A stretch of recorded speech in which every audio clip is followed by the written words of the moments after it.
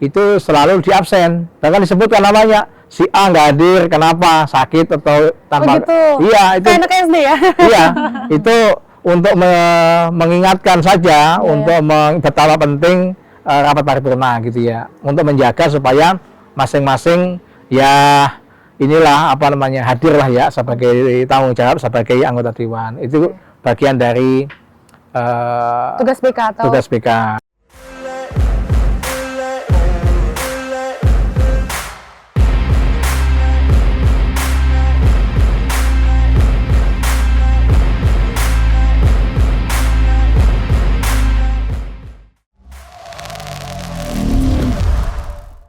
Assalamualaikum warahmatullahi wabarakatuh. Ada Waalaikumsalam lovers, jumpa lagi bersama saya Resi Maulida di program Ada Parlementaria.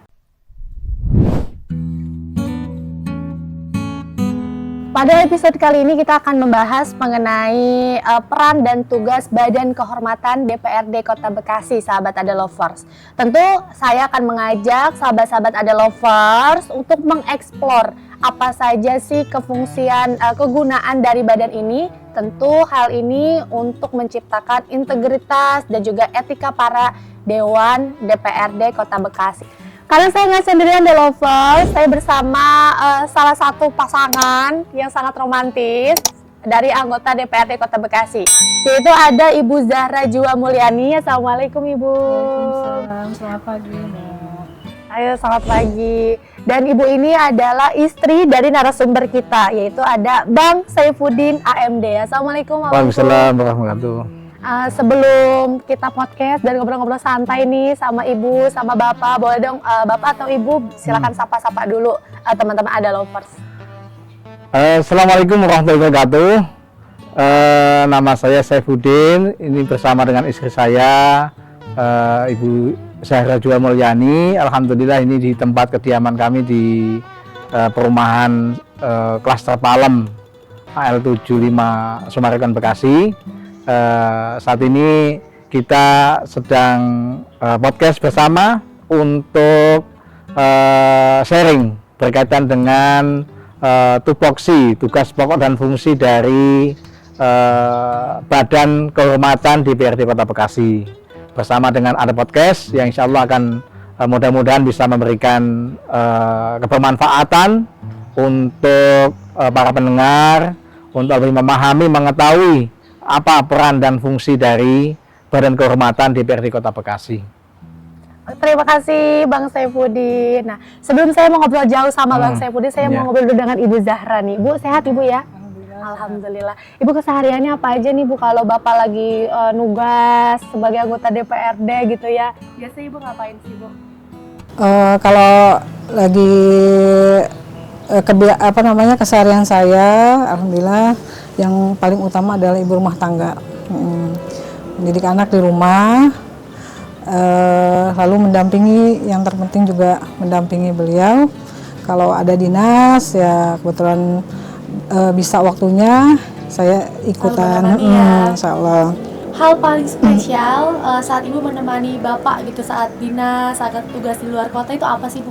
Paling spesial dan ditemuin sepanjang periode ini ya? Kan Bapak terpilih lagi ya kalau salah ya, tahun kemarin akan datang ya Pak ya? Belum rezeki. Ini nanti dikira aja. Iya. Nah biasanya apa Bu? Momen paling Ibu temukan paling menarik saat tugas gitu menemani Bapak di luar kota gitu, apa sih Bu hal momen paling menarik? Punya dapat wawasan juga gitu, ilmu, dan tentunya bisa sambil lebih dekat lagi lah kedekatannya. Jadi quality time. Iya, quality time. Biasanya anak-anak ikut atau gimana? Anak-anak kadang ikut, kadang enggak. Nah, kalau anak-anak nggak ikut kan di rumah tuh ya Pak ya Bu ya. Itu biasanya sama siapa Bu? Sama kakaknya. Oh, sama kakaknya. Kakak sama adik saja. Oh, jadi udah berdua nih udah mandiri sekali ya? Anak saya 5, Mbak. Anaknya dan 5 betul sekali. Ada 5, alhamdulillah. Paling besar berarti? Yang paling besar masih kuliah, ke-1 ke-2 masih kuliah. Oke, paling kecilnya? Yang paling kecil kelas 4 SD. Oh, sudah lumayan besar ya berarti ya. Oke. Ibu, ya kan mungkin Bapak ini sekarang sebagai anggota DPRD Kota Bekasi ya Bu ya, sebentar lagi juga selesai gitu. Sepanjang menjadi anggota DPRD Kota Bekasi, ini kan yang biasanya mengabdi untuk masyarakat, terus waktunya juga akan lebih banyak,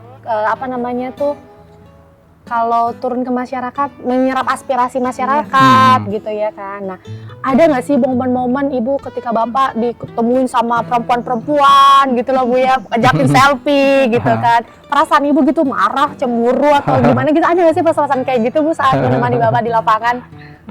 Aduh ayah ini kenapa gitu, kayak gitu ada nggak sih Bu perasaannya? Ya itu mah biasalah manusiawi ya, pasti ada kecemburuan ya Pak, pasti namanya istri ya, tapi ya kita bisa saling menjaga. Insya Allah sudah komitmen dan selalu komunikasi. Oh, di awal-awal itu menjadi salah satu perdebatan atau memang bagaimana sih cara Ibu menganggap itu hal yang udah dinormalisasi karena ini memang tugasnya bertemu dengan masyarakat. Ini sebelum sebelum rela, sebelum kita paham gitu kan ada siklus untuk berusaha menerima. Nah, proses berusaha menerima itu bagaimana sih Bu situasinya? Ya menerima saja yang memang sudah ditentukan, maksudnya mengalir begitu saja kalau memang saya mendukung gitu. Kalau memang itu baik, saya ikut mendukung karena memang sebagai istri yang mudah-mudahan harapannya menjadi istri solihah. Amin. Gimana Amin, kalau amin, salah ya Pak ya? alhamdulillah. Biasanya Ibu kalau lagi cemburu tuh gimana respon Bapak nih? Kan sekarang saya harus tanya nih, pelakunya yang membuat Ibu cemburu gimana nih Pak? Biasanya. Ya, alhamdulillah dengan banyak kebersamaan itu, banyak komunikasi, banyak saling memahami dan tugas dan fungsi masing-masing lah. Peran dari seorang kepala keluarga, seorang ayah, seorang ibu gitu ya. Masing-masing ketika itu sudah saling memahami, saling mengerti gitu ya, dan tentu juga saling menghormati peran dari masing-masing gitu ya. Tentu saya juga punya aktivitas tugas-tugas dari DPRD, kemudian istri juga ada kegiatan di luar, ada majelis taklim, ada organisasi sekarang di ketua IPMI sekarang ya. IPMI itu apa Bu? Ikatan Pengusaha Muslimah Indonesia. Ikatan Pengusaha Muslimah Indonesia gitu ya. Nah, kan saling mensupport lah intinya begitu ya. Bagaimana tugas yang diperankan ataupun kegiatan yang diperankan oleh istri juga mendukung tugas saya di DPRD. Jadi komunikasi yang dibangun sehingga membuat titik tengah Betul. dan saling mengerti jadinya Iya. ada titik toleransi sehingga Iya, ya. iya. Oh, luar biasa sekali nih teman-teman ada lovers. Sebelum saya mengajak teman-teman ada lovers mengulik bagaimana cara dinamika mempertahankan keluarga yang harmonis versinya Ibu Zara dan Bang Saifuddin Gitu ya. Teman-teman kita akan lanjut, tapi teman-teman harus subscribe dulu yang belum subscribe channel YouTube-nya Ada Friction, dan yang belum kunjungi follow semua medianya Ada Friction wajib banget follow dan komen apa sih topik-topik menarik di Ada Parlamentaria. Oke? Selanjutnya teman-teman di lovers, kalau tema hari ini adalah mengenal peran dan tugas Badan Kehormatan DPRD Kota Bekasi bersama Bang Saifuddin. Saya akan mengawali dengan pembahasan apa sih sebetulnya Bang singkatan dari Badan Kehormatan kan sebenarnya BK gitu ya. Fungsinya ini kan lembaga internal yang ada dalam struktural DPRD Kota Bekasi sendiri. Nah, fungsinya itu untuk apa Bang sebetulnya BK ini diadakan di internal DPRD Kota Bekasi? Iya, terima kasih Mbak Resti ya, bersama tim Ada Podcast dan pendengar sekalian, bahwa sesuai dengan Undang-Undang Nomor 23 tahun 2014 serta di dalam lebih detail diatur di dalam peraturan DPRD Kota Bekasi nomor 1 tahun 2019 tentang tata tertib DPRD itu diperjelas ya di sana bahwa sesuai dengan namanya Badan Kehormatan itu berperan untuk menjaga kehormatan DPRD. Artinya baik secara kelembagaan maupun menjaga secara individualis individual di dalam DPRD itu sendiri.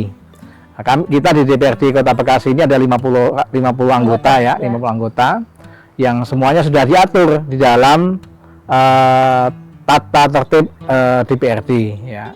Jadi di awal-awal sebelum membuat peraturan, melaksanakan tupoksi sebagai anggota DPRD, maka DPRD itu menetapkan namanya peraturan tata tertib ya, peraturan DPRD, dan salah satunya di dalam tata tertib itu ada beberapa lembaga yang dibentuk oleh internal DPRD sendiri. Salah satunya adalah Badan Kehormatan. Memang peran dari Badan Kehormatan ini tadi bagaimana menjaga marwah dan kehormatan anggota lembaga DPRD maupun anggota DPRD itu sendiri, kan begitu ya, lebih perannya ke sana. Berarti Bapak sebagai pimpinannya, sebagai ketuanya bertugas untuk mengawasi juga, menegakkan sesuai dengan kode etik atau tata tertib yang tadi ditetapkan, seperti itu kira-kira ya Pak ya? Betul. Kan sudah diatur di dalam tata tertib itu khusus juga membahas tentang peran dari Badan Kehormatan atau lebih disingkat BK ya. BK, di mana BK juga nggak bisa bekerja dalam menjalankan tugasnya, perannya ini nggak bisa sendirian.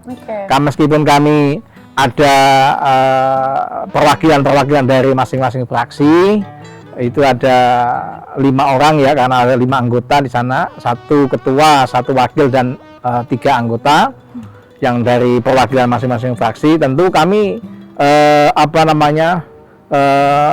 perlu dukungan dan juga peran dari elemen lain, lembaga lain ataupun alat kelengkapan dewan yang lainnya, gitu, terutama dari pimpinan DPRD gitu ya. Kemudian juga dari anggota, dari masyarakat juga punya peran untuk memberikan masukan berkaitan dengan pengawasan terhadap kode etik para anggota dewan gitu ya. Lalu Pak, berbicara mengenai kewajiban dari BK sendiri tadi ya, menegakkan tata tertib dan sebagainya. Lalu sebetulnya apa sih Pak tugas dan fungsi spesifik dari Badan Kehormatan DPRD Kota Bekasi dibentuk Pak? Iya, lebih spesifik sebenarnya diatur dalam ada di pasal 63 ya, pasal 63 sampai 71 tata tertib DPRD. Di sana dijelaskan bahwa meskipun perannya itu untuk menjaga marwah dan kehormatan anggota DPRD ya, nah, di DPRD ada Badan Kehormatan. Di sana diatur antara lain, misalnya yang pertama itu menegakkan disiplin anggota dewan. Ini kedisiplinan. Kemudian menjaga kode etik anggota dewan. Tadi kode etik dan marwah dewan itu dijaga. Tapi juga tidak serta-merta anggota dewan bisa menegur begitu saja. Misalkan melihat dan sebagainya, tapi harus di situ juga diatur di pasal-pasal tersebut. Itu diatur bagaimana mekanisme atau proses kerja anggota dewan, misalnya untuk dalam rangka misalnya memberikan warning atau teguran atau bahkan punishment, itu juga diatur ya. Jadi tidak serta-merta ada anggota dewan Kota Bekasi melanggar etika gitu ya, itu kemudian di Badan Kehormatan bisa bergerak menindak langsung, tidak bisa gitu ya. Tetapi ada pengaduan namanya, ada proses pengaduan. Pengaduan ini bisa dari pimpinan, bisa dari anggota DPRD sendiri, bisa dari warga masyarakat. Ya, nanti silakan kalau misalnya warga masyarakat ataupun dari anggota DPRD yang lain ataupun dari pimpinan merasa ada anggota DPRD yang melanggar kode etik, melanggar atau tidak sesuai dengan bekerja tidak sesuai dengan tata tertib yang sudah disepakati bersama di dalam tata tertib DPRD gitu ya, atau lebih jauh misalkan melanggar etika gitu ya, maka bisa dilaporkan ke Badan Kehormatan. Nanti kami di Badan Kehormatan tentu akan menindaklanjutin itu, ya, menindaklanjutin ya tahapan-tahapannya ada juga, dia sudah diatur juga di pasal-pasal itu bagaimana tahapannya gitu ya. Misalkan dengan setelah ini kita rapat internal, kemudian berkonsultasi kepada para ketua fraksi gitu ya, kemudian karena anggota ini kan milik pimpinan fraksi masing-masing gitu ya, yang lebih tepat untuk memberikan arahan secara tertib aturan, kemudian menjaga etika dan sebagainya gitu ya. Inilah pentingnya kami di DPRD Kota Bekasi, wabil khusus Badan Kehormatan, selalu membuka ruang untuk berkomunikasi, bersilaturahim dengan berbagai elemen, berbagai fraksi di DPRD Kota Bekasi gitu. Oke, nah Pak, namanya juga ini ya pelanggaran. Berarti kan anggaplah itu ada pelanggaran. Nah, ketika masyarakat mengadukan itu ke BK atau dan anggota dewan mengadukan itu ke BK, bahkan pimpinan mengadukan itu ke BK, nah, dan hasil pengaduannya sudah BK terima gitu ya. Lalu namanya pelanggaran kan pasti ada punishment ya, ada ganjaran gitu ya, ada hukuman. Nah, itu yang menentukan hukuman itu apakah dari BK atau dari ketua pimpinan atau dari hasil permusyawaratan semua anggota DPRD gitu, Pak? Iya, sebenarnya juga diatur juga di pasal berapa itu, pasal 68 atau berapa ya, yang berkaitan dengan tupoksi Badan Kehormatan gitu ya. Jadi tergantung dari level tingkat ininya, tingkat tingkat kualitas dari pelanggarannya gitu ya. Artinya kalau pelanggaran ringan, pelanggaran sedang, pelanggaran berat, itu kan ada beda-beda gitu ya. Ringannya ya mungkin sebatas kami merekomendasikan kepada fraksi untuk mengingatkan peringatan lisan gitu ya kepada anggotanya yang mungkin dilaporkan tadi, itu ringan ya. Jadi sifatnya Badan Kehormatan ini merumuskan rekomendasi ya, merekomendasikan oh ini masuk kategori ringan, ini masuk kategori sedang, ini masuk kategori berat gitu ya. Nah, ini bahkan kalau berat ya mengusulkan untuk pemberhentian dari alat kelengkapan dewan bisa, bahkan pemberhentian dari DPRD juga bisa gitu ya. Itu sampai yang kalau berat begitu ya, itu juga ada mekanismenya gitu ya. Kalau berat ya tentu kita merekomendasikan ke pimpinan, nanti pimpinan mengagendakan paripurna untuk misalnya naudzubillah ya, ada sampai pemecatan misalnya. Tapi itu kan itu paling ekstrim pemecatan ya, Pak? Iya, paling ekstrim itu sampai pemecatan dari anggota DPRD. Dari anggota DPRD. Ada nggak sih Pak contoh konkret ya dari tugas-tugas tersebut gitu? Contoh konkretnya di DPRD Kota Bekasi gitu? Contoh konkret ya, ini kan berkaitan dengan ini ya, berkaitan dengan anggota Badan Kehormatan ini sebagai penjaga marwah dan kehormatan anggota dewan. Tentu dalam pembahasan, menerima aduan, membahas sampai menetapkan menjudgment seseorang ini bersalah atau enggak dan sebagainya, ini perlu sangat kehati-hatian. Oleh karena itu bahkan di sana juga diatur ini termasuk di dalam ranah menjaga kerahasiaan dari jadi privat setiap kasus betul, privat, setiap kasus ini kan lebih kepada privat ya. Karena kalau kelembagaan sudah ada yang ngawasi sendiri ya, dari ITKO, dari BPK, dari penegak hukum dan sebagainya kan sudah ada. Tapi secara personal keanggotaan ini disitulah peran anggota Badan Kehormatan. Makanya dalam menyampaikannya pun juga tidak bisa terbuka, kecuali memang diatur dalam tata tertib ya, memang harus terbuka. Misalnya pelanggaran berat memang harus diumumkan, diumumkan ke publik. Nah, kalau pelanggaran berat ya, tapi kalau ringan sedang ini aja sih cukup di internal saja ya. Internal saja. Oke, ada lovers ini menarik sekali ya.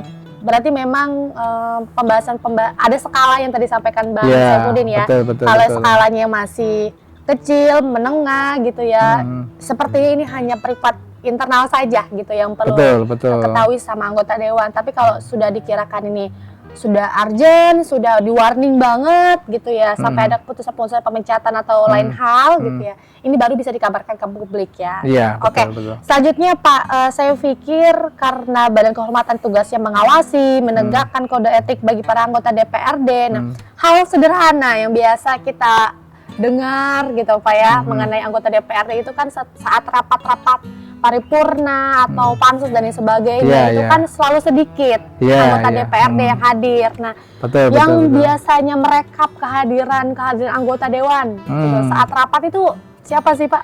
Nah, anggota BK sendiri atau bagaimana gitu? Iya, ini juga menjadi PR bersama ya, bagaimana marwah dan juga kehormatan anggota DPRD ini kan memang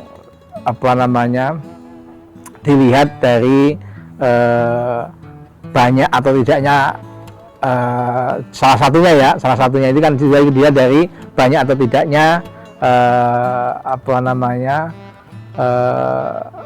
sidang-sidang anggota BK-nya. Alhamdulillah kalau nggak ada kasus ya alhamdulillah berarti baik ya. Berarti Dewan BK nggak begitu banyak bekerja.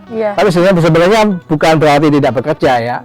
Artinya setiap persidangan atau paripurna bahkan gitu ya kan itu direkap di absen ya oleh Sekwan gitu ya, staf di Sekwan. Kami tinggal minta data, menganalisa, minta laporan dari dari Sekwan gitu ya, berkaitan dengan secara administratif berapa sih anggota dewan yang tidak hadir dan sebagainya. Bahkan bagian dari usulan anggota Badan Kehormatan setiap rapat paripurna itu selalu di absen. Bahkan disebutkan namanya, si A nggak hadir, kenapa? Sakit atau tanpa? Iya, itu kayak anak SD ya. Iya, itu untuk mengingatkan saja, untuk betapa penting rapat paripurna gitu ya, untuk menjaga supaya masing-masing ya inilah hadirlah ya sebagai tanggung jawab sebagai anggota dewan. Itu bagian dari tugas BK atau tugas BK. Jadi lebih kepada sana ya. Nanti kemarin kita ada usulan juga bagaimana setiap tahun itu ada award gitu ya, ada semacam award DPRD. Paling rajin gitu. Paling rajin siapa? Paling rajin rapat, paling rajin turun ke lapangan gitu ya, paling ini dan sebagainya. Tapi tahun memang ini siapa Pak yang dinobatkan anggota DPRD paling rajin ikut rapat? Di Kota Bekasi terus terang Saya sendiri ya Pak. Agak sulit juga ya, karena anggota ini kan punya latar belakang masing-masing, punya kesibukan masing-masing. Belum tentu yang rajin hadir rapat juga yang terbaik gitu ya. Belum tentu yang sering ada di lapangan juga yang terbaik gitu ya. Jadi banyak sisi yang mengkategorikan itu ya. Tapi memang merumuskan penilaian ataupun untuk mendapatkan award itu sendiri atau penghargaan anggota DPRD terbaik ya, misalnya ini memang sudah sempat diusulkan, tapi memang belum pernah agak sulit untuk direalisasikan terus terang. Karena karena memang nggak ada DPRD yang terbaik atau gimana? Semuanya terbaik insya Allah. Selama itu yang selama 5 tahun kinerjanya tidak ada masalah secara hukum, secara etika nggak ada masalah, insya Allah semuanya terbaik gitu ya. Yang harapannya juga begitu. Nah, kami selalu mengusulkan bagaimana di DPRD ini memperjuangkan paling enggak 5 nilai lah gitu ya. Karena disingkatnya KMMSI gitu ya. KMMSI ya. Ada kapabilitas, ada kredibilitas, KKMSI, kapabilitas, kredibilitas, moralitas, spiritualitas, dan integritas. Paling ujung itu integritas. KMMSI ya. Kalau saya mengistilahnya begitu. kapabilitas setiap dewan ketika dia dilantik disumpah menjadi anggota dewan tentu punya tanggung jawab untuk mengawal aspirasi masyarakat. Itu penting. Semuanya itu anggota dewan itu memperjuangkan aspirasi masyarakat, kan begitu ya. Itu sehingga kapabilitasnya apa perlu dipersiapkan, ya dia belajar, dia ikut bedah perda peraturan daerah dan sebagainya. Karena tugas pokok dari DPRD yang ada 3 itu ada legislasi, itu membuat peraturan daerah bersama dengan pemerintah kota, kemudian budgeting itu penganggaran di anggaran, kemudian ada pengawasan. Nah, tugas pengawasan ya bagaimana anggota DPRD juga harus memahami perda-perda yang sudah diputuskan bersama ini dilaksanakan oleh pemerintah kota, kan begitu, sehingga bisa diawasi gitu ya. Apakah sudah dijalankan dengan benar atau belum dan sebagainya. Itu pengawasannya. Nah, tinggal itu untuk mencapai pemahaman ke sana perlu kapabilitas. Jadi ya belajarlah, ada bintek-bintek di DPRD itu. Alhamdulillah setahun bisa 3-4 kali DPRD diadakan bintek atau bimbingan teknis lah ya, tentang peran tugas pokok fungsi terhadap penganggaran bagaimana. Bukan hanya Banggar yang tahu, semua anggota DPRD juga paham tentang itu. Bagaimana proses pengawasan, bukan hanya BK saja yang tahu, tapi semua juga tahu. Bagaimana tugas legislasi, bukan hanya proses-prosesnya yang tahu itu hanya Bapak Presiden saja, tetapi juga ada semua anggota juga tahu. Itu dibutuhkan BIMTEK ya, ada bimbingan teknisnya. Nah, kemudian kredibilitas. Nah, setelah punya kapabilitas, maka bagaimana berkomitmen bersungguh-sungguh menjaga kredibilitas. Baik itu kredibilitas personalnya anggota dewan itu sendiri maupun kredibilitas secara kelembagaan, kan begitu ya. Secara kelembagaan itu dijaga juga kredibilitasnya, nama baik, marwah tadi. Ini banyak marwah, jangan ada Bu Marwah di sini. Nah, jadi itu perlu dijaga karena sering diingatkan kalau anggota DPRD ada yang tercoreng nama baiknya, misalnya naudzubillah ya, karena kasus etika atau kasus hukum dan sebagainya, bukan hanya personalnya yang kena, bukan hanya partainya yang kena, tetapi nama baik kelembagaan juga akan tercoreng, citranya juga akan tercoreng. Karena begini Mbak, anggota DPRD itu, anggota DPRD di dalamnya adalah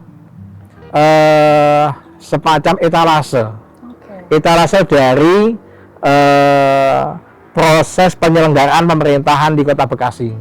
Ya, karena apa? Aspirasi dari masyarakat masuk ke DPRD.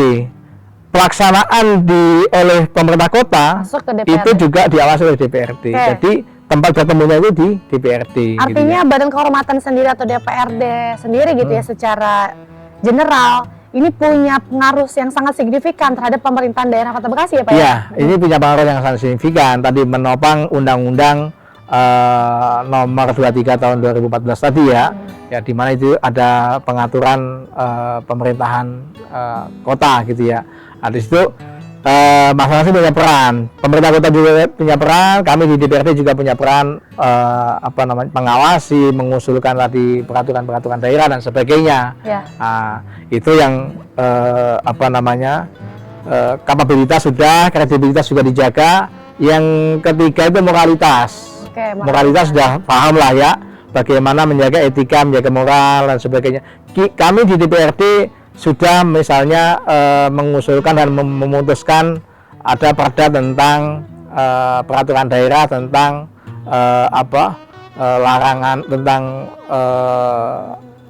minuman beralkohol, minol misalnya. Belum lama ya Pak ya? Pengendalian dan pengendalian peredaran minuman beralkohol misalnya. Ya tentu kami di DPRD Kota Bekasi sebagai anggota DPRD juga harus ikut juga mentaati aturan-aturan itu gitu ya. Tidak kemudian meskipun kita yang merancang menetapkan, kemudian kita yang melanggar, alhamdulillah ya gitu ya. Kita juga bersama bagi yang menetapkan juga bersama dengan pemerintah kota. Maka moralitas ini juga perlu dijaga. Moralitas ya tentu masing-masing punya nilai ya. Kita yakin anggota dewan ketika masuk ingin menyalonkan anggota dewan itu juga punya harapan, punya cita-cita, punya visi misi yang kuat untuk membantu masyarakat dan begitu ya, mensejahterakan masyarakat. Jadi secara moral juga dijaga. Kemudian juga tadi spiritualitasnya juga penting ya.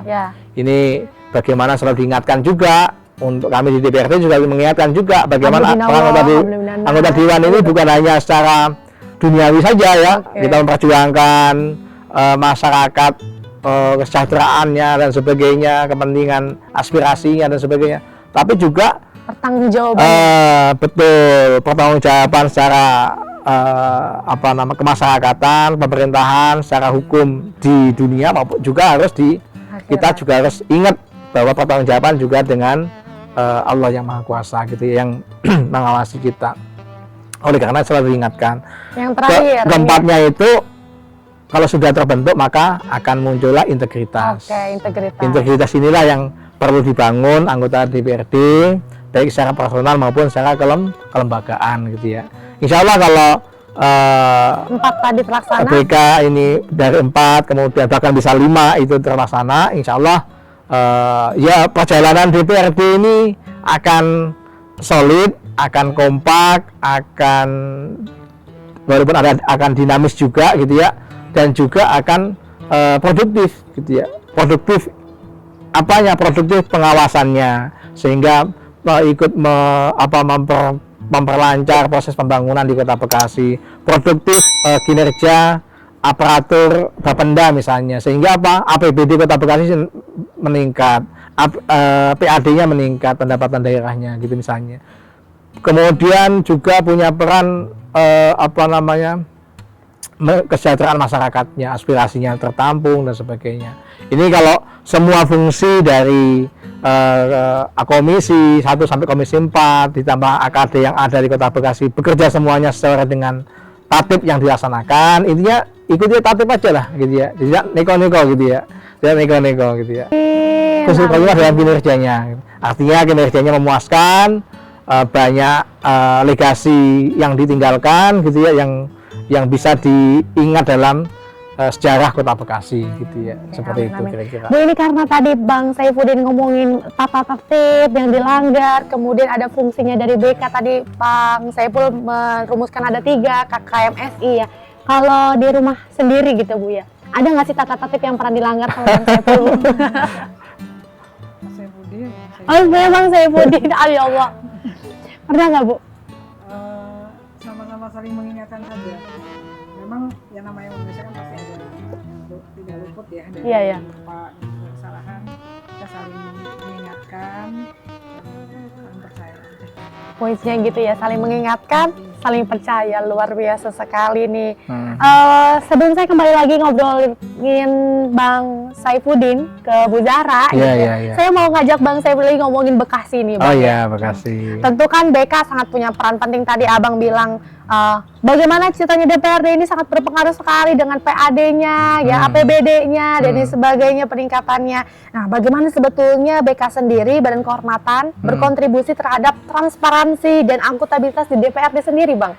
Iya, kalau transparansi dan akuntabilitas tentu dengan dengan kita di DPRD, kami di Badan Kehormatan selalu mereminder, mengingatkan kepada para anggota DPRD gitu ya, para anggota untuk bagaimana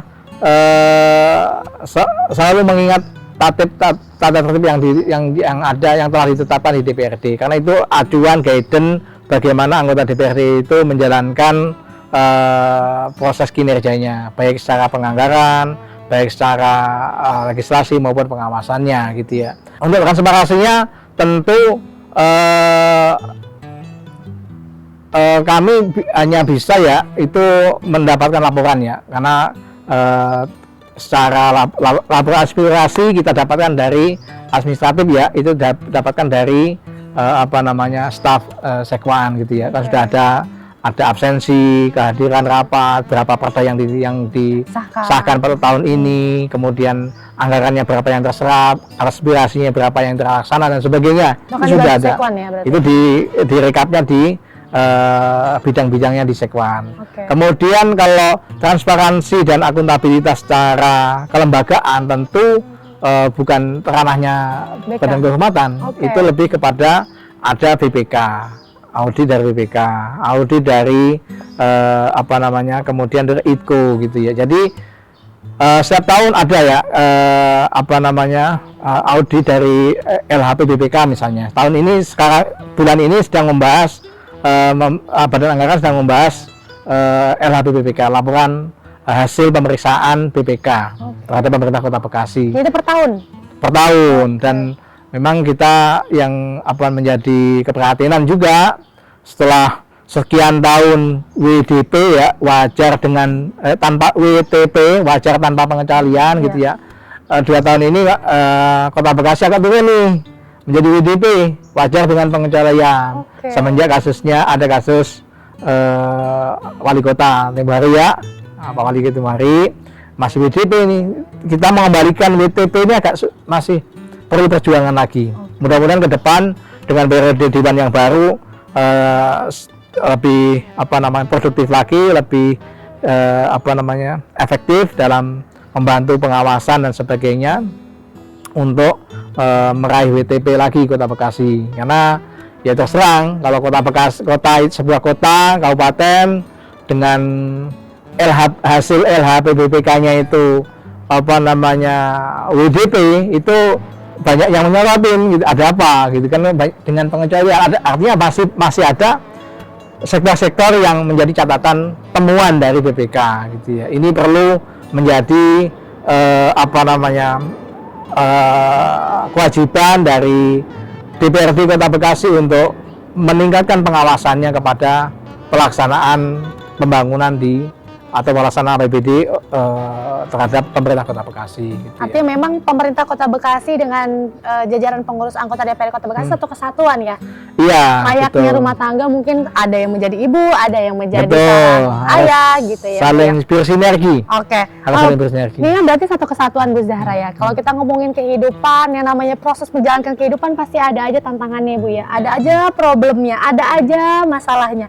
Kalau di rumah sendiri versi Ibu gitu ya, saat ada tantangan, ada permasalahan problematika yang ada, kan biasanya perempuan itu sangat gimana ya, mudah peka, mudah dan sensitif. Nah, untuk mengatasi itu seperti apa sih Bu? Kalau di sini kan berarti lebih sensitif DPRD-nya Bu ya. Nah, kalau di rumah bagaimana Bu?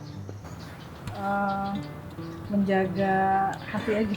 Menjaga hati ya, lebih ke, kita nggak bisa ngubah Pak Saifuddin gitu ya, udah lebih baik ibu aja menjaga diri sendiri gitu.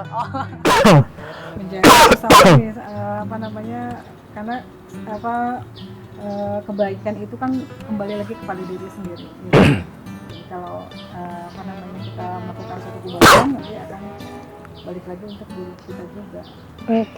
Oke, lovers, tadi kata Bu Zahra kalau kita melakukan kebaikan ya Bu ya, maka kita juga akan dapat kebaikan itu sendiri yang kita lakukan. Nah, kalau versi sebagai ketua BK Pak Badan Kehormatan sendiri gitu ya, kan tentu pasti akan mendapatkan tantangan juga sama ya, namanya juga hidup. Betul. Ya Pak, menjadi pimpinan juga akan mendapatkan problematika dan dinamika yang ada-ada aja ya, dinamikanya juga beragam. Nah, dalam menghadapi situasi itu Pak, apa yang biasa Bapak lakukan? Kalau tadi kan istri Bapak melakukan kebaikan aja gitu, sesuai dengan visi misi. Baik, jadi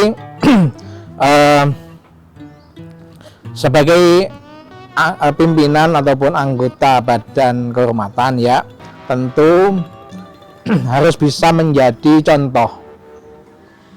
Bagaimana mungkin kita ingin menegakkan sebuah aturan, sebuah penegakan etika kepada anggota jika yang istilahnya itu yang menegakkan, yang ngawasin itu tidak memberikan contoh gitu ya. Artinya suri tauladan yang baik. Betul, ya. artinya kalau anggota ditunjuk oleh partai atau fraksinya untuk menjadi bagian dari Badan Kehormatan, tentu harus siap untuk menjadi tauladan, memberikan contoh, menjadi tauladan bagaimana menjaga etika, bagaimana menjaga marwah dan kehormatan dari lembaga itu sendiri, anggota DPRD itu sendiri. Makanya tantangannya tentu juga cukup banyak ya, nggak mudah juga gitu ya. Karena apa? Karena yang kita awasin ini bukan hanya majemuk ya, tidak backgroundnya macam-macam lah, tidak satu versi, betul, tidak. Meskipun kami di DPRD itu diikat dengan tata tertib yang sudah ditetapkan bersama, ada peraturan perundang-undangannya juga dan sebagainya.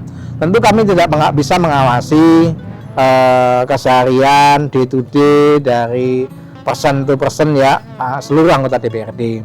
Kembali lagi kami tentu bagaimana bisa memberikan edukasi itu atau arahan-arahan itu atau peringatan itu akan lebih gampang ketika yang mengkomunikasikan itu fraksinya langsung. Makanya kami sering berkoordinasi dengan para ketua fraksi untuk supaya kalau ada anggotanya yang mungkin misalkan agak kurang begitu ya, mohon maaf ya, mungkin seperti itu. Ya tentu kita sampaikan kepada masing-masing ketua fraksinya aja. Nanti ketua fraksi lah yang akan memberikan awareness kepada anggota DPRD yang ada gitu. Karena apalagi sekarang tantangan lebih besar lagi karena menjelang pilkada. Iya, gitu. betul. Setelah pilek kemarin pilkada. Pilkada ini kan belum tentu seluruh fraksi ada di DPRD ini satu koalisi. Benar. Bisa jadi antara fraksi punya calon masing-masing yang berbeda-beda, kan begitu ya. Yang juga berimbas kepada dinamika di internal fraksi ataupun kepentingan masing-masing dewan ini berbeda-beda. Ya. Nah, ya tugas kami hanya lebih kepada bagaimana selalu mengingatkan, yuk kita jaga marwah kehormatan DPRD ini untuk semakin tinggi, semakin berkualitas, nilai integritas ini diperjuangkan bersama. Karena dengan integritas ini bisa menyangkut urusan kejujuran, jujur ya, kemudian kepedulian, rasa tanggung jawab, dan juga kerja keras untuk bagaimana mewujudkan cita-cita bersama, visi misi Kota Bekasi yang maju sejahtera, cerdas, maju sejahtera, dan ihsan tadi. Cerdas, maju sejahtera, dan ihsan. Luar biasa sekali sahabat Ade Lovers, ini menarik ya. Terakhir pertanyaan ini Bang, ya, mengenai masa depan Badan Kehormatan DPRD Kota Bekasi. Kita tahu ya Bu, Pak, bahwa sebentar lagi memang akan berganti jajaran anggota DPRD Kota Bekasi, gitu ya. Apa sih harapan dari Ketua Badan Kehormatan DPRD Kota Bekasi dalam meningkatkan kinerja dan integritas DPRD di masa depan, Pak? Silakan. Iya, kebetulan saya sebagai Ketua Badan Anggaran dari fraksi PKS, ini dari awal memang Badan Kehormatan ini semenjak masa jabatan yang pertama DPRD 2019 ya, itu dipegang oleh PKS ya, diserahkan ke ketua BK-nya ini kepada PKS. Ya. Dan di PKS juga terjadi beberapa pergantian nih. Saya ketua BK ketiga periode ini ya. Setelah pertama Bu Haja Lilis Nur Elia dari PKS juga waktu itu, kemudian Pak Bambang Purwanto itu juga dari PKS ketuanya, kemudian saya awal 2023 kemarin sampai sekarang itu juga melanjutkan perjuangan teman-teman di Badan Kehormatan. Ya tadi harapannya kepada anggota DPRD ke depan 2024-2029, siapapun nanti yang megang sebagai pimpinan dan anggota Badan Kehormatan, harapannya bisa memberikan contoh dan teladan terhadap pelaksanaan kinerja sebagai anggota DPRD yang sudah ditetapkan di dalam tata tertib DPRD, kan begitu ya.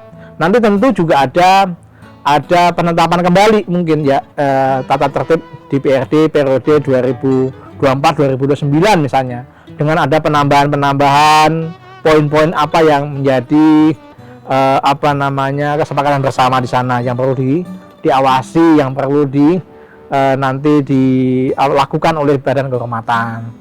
Nah, kita nggak tahu ya nanti hasil musyawarah dari DPRD yang baru nanti bagaimana begitu ya. Tapi paling tidak kita harus bisa menyatukan semangat bersama, kekompakan, soliditas. Kita tunjukkan bahwa DPRD ini secara kelembagaan merupakan bagian dari etalase Kota Bekasi gitu ya.